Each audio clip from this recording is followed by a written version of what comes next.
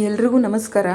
ಇವತ್ತು ಒಣ ಕೊಬ್ಬರಿಯಿಂದ ಒಂದು ಚಟ್ನಿ ಪುಡಿಯನ್ನು ಮಾಡೋದು ಹೇಗೆ ಅಂತ ನೋಡೋಣ.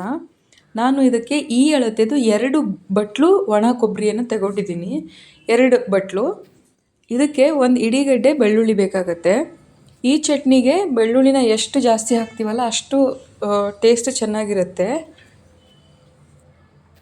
ಈಗ ನೋಡಿ, ಬೆಳ್ಳುಳ್ಳಿನ ಸುಲ್ಕೊಂಡಿದ್ದೀನಿ. 2 ಬಟ್ಲು ಒಣ ಕೊಬ್ಬರಿ ಅಳತೆಗೆ ಇಷ್ಟು ಬೆಳ್ಳುಳ್ಳಿ ಬೇಕಾಗುತ್ತೆ. ಒಣ ಕೊಬ್ಬರಿನ ತುರ್ಕೊಳ್ಬೇಕು. ಇನ್ ಕೇಸ್ ನಿಮ್ಮ ಹತ್ರ ಚಾಪರ್ ಇದ್ದರೆ ಅದರಿಂದನೂ ಚಾಪ್ ಮಾಡ್ಕೋಬೋದು ಚಿಕ್ಕದಾಗಿ. ನೀವು ದಪ್ಪದಾಗಿ ಹೆಚ್ಕೊಂಡ್ರೆ ತುಂಬ ಟೈಮ್ ತೊಗೊಳುತ್ತೆ ಗ್ರೈಂಡ್ ಆಗುವಾಗ. ನೋಡಿ, ಈಗ ನಾನು ಕೊಬ್ಬರಿನ ತುರ್ಕೊಂಡಿದ್ದೀನಿ.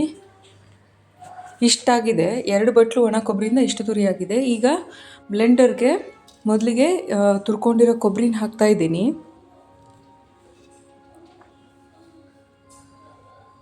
ಒಣ ಕೊಬ್ಬರಿನ ಹಾಕಿಬಿಟ್ಟು ನೆಕ್ಸ್ಟು ಉಪ್ಪನ್ನು ಹಾಕಬೇಕಾಗತ್ತೆ.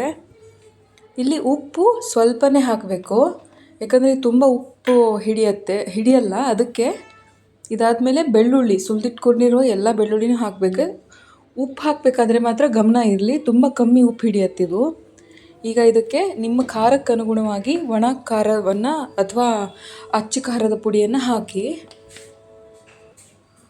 ಇದಕ್ಕೆ ಈಗ ಒಂದು ಚಿಕ್ಕ ಸ್ಪೂನು ಜೀರಿಗೆ ಹಾಕ್ತಾಯಿದ್ದೀನಿ. ಇಷ್ಟೇ ಇಂಗ್ರೀಡಿಯೆಂಟು, 4 ಇಂಗ್ರೀಡಿಯೆಂಟಲ್ಲಿ ಈ ಚಟ್ನಿ ರೆಡಿ ಆಗುತ್ತೆ. ನೋಡಿ, ಈಗ ಚಟ್ನಿ ರೆಡಿ ಆಗಿದೆ. ಇದು ತೀರಾ ನಿಮಗೆ ನುಣ್ಣಗೆ ಬರಲ್ಲ, ಸ್ವಲ್ಪ ತರ್ತರಿಯಾಗೆ ಬರುತ್ತೆ. ನೋಡಿ, ಇದು ಅನ್ನ ತುಪ್ಪಕ್ಕೆ ಕಲ್ಸ್ಕೊಂಡು ತಿಂದರೆ ಚೆನ್ನಾಗಿರುತ್ತೆ, ರೊಟ್ಟಿಗೆ ಚೆನ್ನಾಗಿರುತ್ತೆ, ಚಪಾತಿಗೆ ಚೆನ್ನಾಗಿರುತ್ತೆ, ಇಡ್ಲಿ ದೋಸೆ ಎಲ್ಲದಕ್ಕೂ ಮ್ಯಾಚ್ ಆಗುತ್ತೆ. ಇದನ್ನು ನಾವು ಒಂದು 15 ದಿನದಿಂದ 20 ದಿನದ ತನಕ ಸ್ಟೋರ್ ಮಾಡಿ ಇಡಬಹುದು ಫ್ರಿಡ್ಜಿಂದ ಆಚೆಗೆ.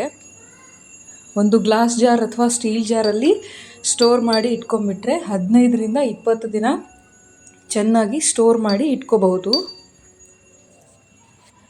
ನೋಡಿ, ಇದು 2 ಒಣ ಕೊಬ್ಬರಿ ಬಟ್ಲಿಂದ ನನಗೆ ಈ ಜಾರ್ ತುಂಬುವಷ್ಟು ಚಟ್ನಿ ಪುಡಿ ರೆಡಿಯಾಗಿದೆ.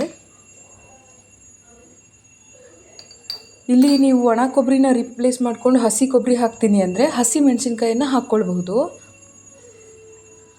ನೋಡಿ, ಇಷ್ಟಾಗಿದೆ ಈ ಚಟ್ನಿ ಪುಡಿ. ಇದನ್ನು ನೀಟಾಗಿ ಕ್ಲೋಸ್ ಮಾಡಿ ಸ್ಟೋರ್ ಮಾಡಿ ಇಟ್ಕೋಬಹುದು. Thank you so much for watching. ಯಾರೆಲ್ಲ ಸಬ್ಸ್ಕ್ರೈಬ್ ಮಾಡ್ಕೊಂಡಿಲ್ಲ, ಸಬ್ಸ್ಕ್ರೈಬ್ ಮಾಡ್ಕೊಳ್ಳಿ.